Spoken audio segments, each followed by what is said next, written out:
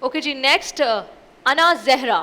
ظلم رہے اور امن بھی ہو، کیا ممکن ہے تم ہی تو کہو، ہستی گاتی روشن وادی تاریکی میں ڈوب گئی. اپنے ہونٹ سیے ہیں تم نے میری زباں تو مت روکو، تم کو اگر توفیق نہیں تو مجھ کو ہی سچ کہنے دو. صدر علی وقار، کہا یہ جاتا ہے ہم آزاد ہیں، یہ مسلمانوں کا آزاد ملک پاکستان ہے. ارے نہیں، یہ تو اسلاف کی امیدوں کا قبرستان ہے، ننھی کلیوں پہ چھپتے کانٹوں کا اجڑا شبستان ہے. یہاں روٹی کپڑا مکان کا فقدان ہے، اتحاد تنظیم یقین محکم کا بحران ہے. اور کہا یہ جاتا ہے ہم آزاد ہیں.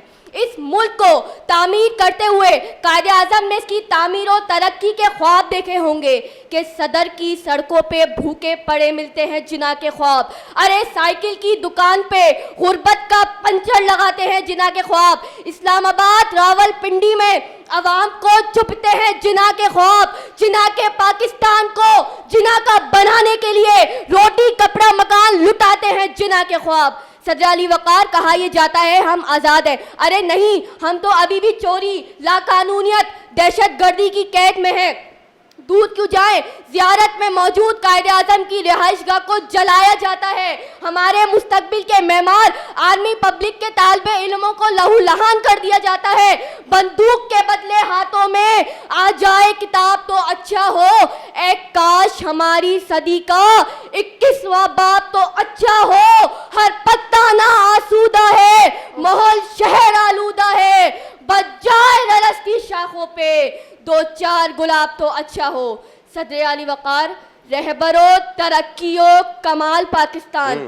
ارے ڈاکو وڈیرو لٹیروں میں یرغمال پاکستان.